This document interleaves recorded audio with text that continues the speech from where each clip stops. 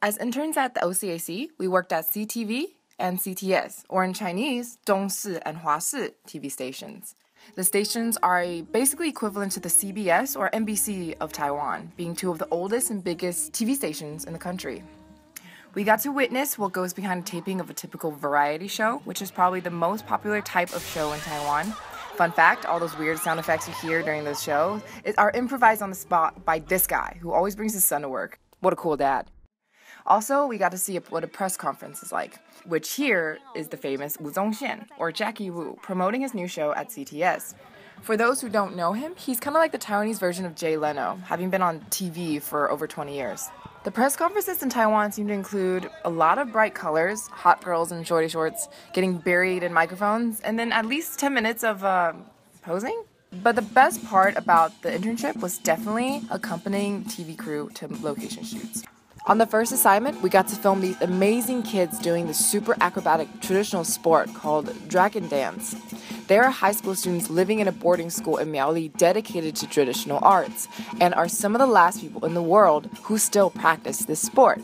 They performed their routine like 10 times for the TV crew in boiling heat. I was blown away. I mean, did you help preserve a 5,000-year-old traditional sport during high school? I know all I accomplished was figuring out how to sneak a nap during study hall.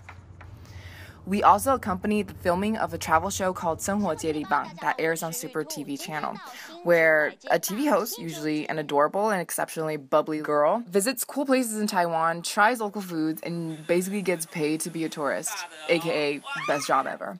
For several days, we traveled to all sorts of places, got amazing views of Taiwan.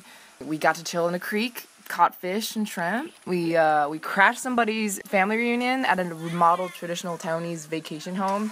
We got to meet all the hard-working people that made the delicious Asian pears possible and see where it all comes from. We got to hang out on a boat off the coast of Danshui and witness a fake proposal between two people who've never met. I mean, anything for television, I guess. We encountered bugs and animals. A lot of bugs and animals, including this rock-climbing mantis. Whoa. And we made food porn. A lot of it. And we got to eat it all afterwards, which was the best part. And we learned all the customs when it comes to making a travel show in Taiwan, which includes a lot of B-roll of the host walking around and posing with stuff. It all looks like a lot of fun, but it's not all that easy. Big kudos for the host who improvised all her script, interviewed people on the spot, and somehow barely sweats in this Taiwanese heat. The cameraman is even more admirable. He not only carried around that big camera all day, he was able to pack the entire crew into his own van, and he drove the long trips to locations every single day. His only kryptonite was the food, since he was always hungry and couldn't wait till filming was over to eat it. I feel like what we got to experience was better than most typical tourists get to. Although it's a tough job and the days were long and hot and full of mosquitoes, we were let into homes and businesses that people worked really hard and for a really long time to build, and welcomed with smiles and the best food I've ever had. People opened up to the cameras and told us their stories. It was incredible.